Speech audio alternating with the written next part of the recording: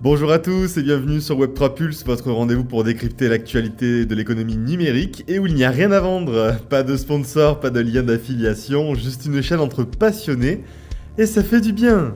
Cela étant dit, j'espère que vous prenez soin de votre santé numérique. Aujourd'hui, mercredi 16 avril 2025 et l'ambiance est pour le moins électrique.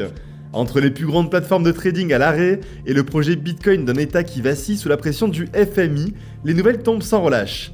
Accrochez-vous, on part pour un tour d'horizon complet de l'actu shot du jour.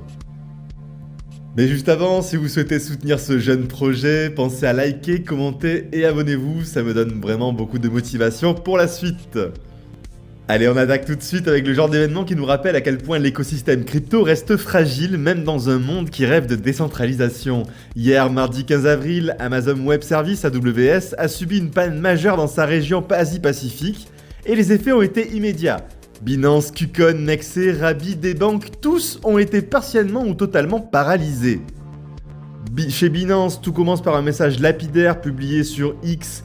Nous sommes conscients d'un problème affectant certains services sur la plateforme Binance en raison d'une interruption temporaire du réseau dans les data centers AWS.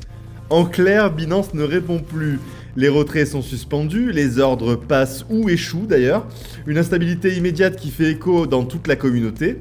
Pourtant, Binance rouvre les retraits après 5 minutes plus tard, mais le mal est déjà fait. Les utilisateurs paniqués, des trades ratés et une avalanche de messages sur les réseaux sociaux. Peu après, KuCoin et Nexo annoncent à leur tour des interruptions de service. Chez Nexo, on parle de problèmes de transfert d'actifs et d'annulation d'ordres. Le trading de contrats à terme a tenu bon, mais la plateforme principale a pris l'eau. Du côté des wallets, ce n'est pas mieux, puisqu'on a Rabi et des banques, deux outils largement utilisés pour la DeFi et le suivi on-chain, qui sont devenus inaccessibles. Plus rien ne fonctionne, la raison, une dépendance directe à l'infrastructure cloud d'AWS, qui centralise aujourd'hui une bonne partie du Web3 mondial. Alors cette panne bien sûr soulève des questions cruciales. Comment peut-on parler de décentralisation quand une poignée d'acteurs du Web 2 détiennent encore les clés techniques du Web 3 ? Car AWS c'est aujourd'hui le socle invisible de milliers de projets crypto, que ce soit les blockchains, les exchanges, les portefeuilles, les plateformes NFT, les explorateurs, les agrégateurs, les dashboards. Tout ça repose sur des serveurs centralisés dans des centres de données comme celui de Singapour où la panne d'hier a démarré. Une simple coupure et c'est l'écosystème complet qui s'effondre même temporairement. Alors bien sûr tout est revenu à la normale depuis, mais ce genre d'incident agit comme un stress test non planifié et il révèle nos vulnérabilités. Pour ceux qui se battent pour un Web3 souverain, cette panne tombe un peu comme une piqûre de rappel. On se rend donc compte qu'AWS, bien que Web2, reste un point unique de défaillance pour le Web3. Ce type d'incident relance bien sûr le débat sur l'hébergement décentralisé. Des solutions comme Filecoin, Akash ou encore des blockchains applicatives type ICP pourraient jouer un rôle clé dans l'avenir. Et ce qui est certain, c'est que l'idée d'un Web3 véritablement résilient ne peut pas se contenter d'un back-end en Web2 et encore moins reposer sur une technologie centralisée. Et on poursuit avec des symboles qui frappent fort dans l'imaginaire collectif du Web3. El Salvador en fait partie. En devenant le premier pays au monde à faire du Bitcoin une monnaie légale, le pays s'est attiré les regards, les louanges mais aussi les critiques. 3 ans après cette décision historique où on est vraiment l'expérience salvadorienne, spoiler, entre ambition politique et réalité réglementaire, l'écart semble se creuser. D'après les derniers chiffres publiés par la Banque centrale de réserve d'El Salvador, seulement 20 des 181 entreprises enregistrées comme fournisseurs de services Bitcoin sont réellement opérationnelles, soit à peine 11%. Les autres, classées comme non actives, faute d'avoir satisfait aux exigences strictes imposées par la Bitcoin Law en vigueur depuis 2021. Ce que cette loi exige n'est pas seulement une présence symbolique ou un wallet sur un store, non, ici on parle de conformité lourde, un programme complet de lutte contre le blanchiment, des registres comptables transparents et un système de cybersécurité adapté à la nature de l'activité. La majorité des sociétés n'ont pas réussi à cocher toutes les cases évidemment, ce qui pose une question, l'État a-t-il visé trop haut, trop vite ? Alors parmi les rares sociétés en règle, on retrouve évidemment Chivo Wallet, soutenu par l'État, mais aussi quelques acteurs comme Crypto Trading, Investment ou FinTech America. On peut saluer leurs efforts, mais soyons honnêtes, le tissu économique crypto du pays reste encore trop fragile et trop réduit pour apporter à lui seul une révolution monétaire.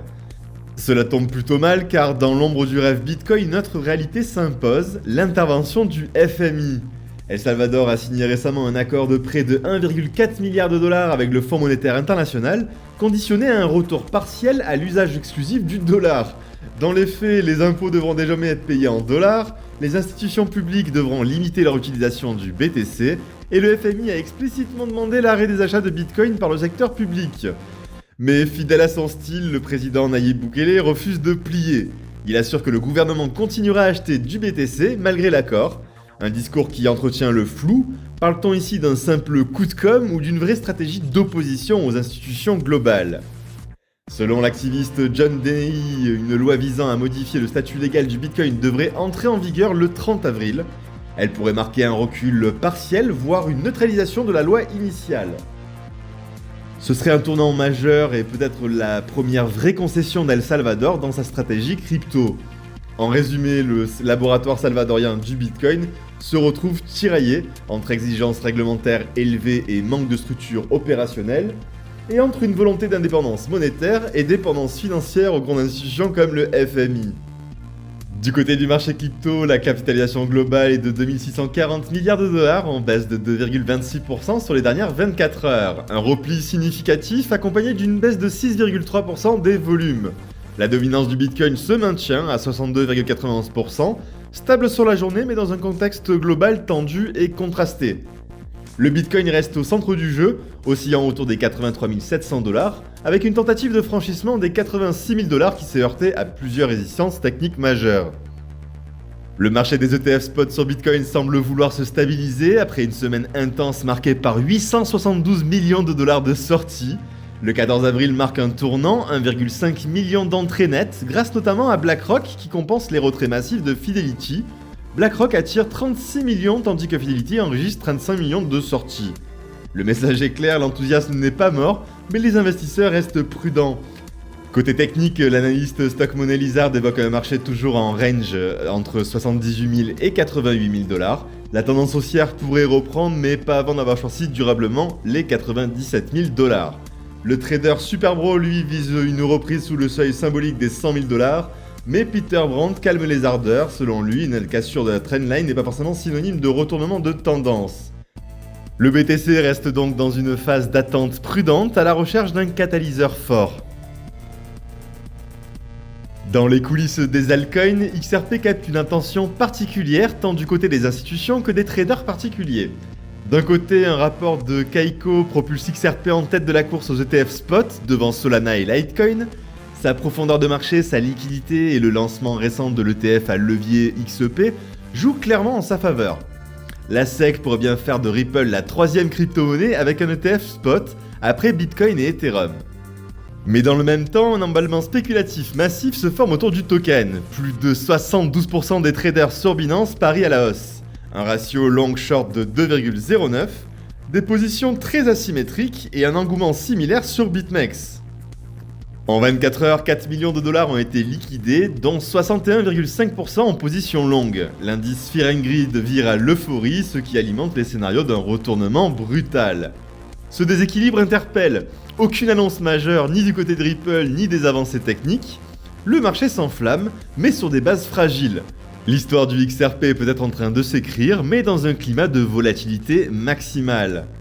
Dans le top 10, on a aussi Solana qui continue son ascension fulgurante avec 19,87 sur la semaine. Malgré une correction de 3,78 aujourd'hui, c'est le leader incontesté du moment. XRP le suit de très près avec 16,32% de hausse, même si la prudence s'impose. Ethereum, quant à lui, perd 3,14% sur la journée, mais reste en hausse sur la semaine avec 9,55%. Cardano, Dogecoin et Tron signent aussi des performances hebdomadaires honorables, entre 8 et 11%. Voilà, c'est tout pour moi, j'espère que cette vidéo vous a plu. Si c'est le cas, pensez à liker, commenter et abonnez-vous pour ne rien rater. On se retrouve dès demain, d'ici là, tradez prudemment, holdez intelligemment et ne vous laissez pas manipuler par vos émotions. A très vite sur Web3 Pulse.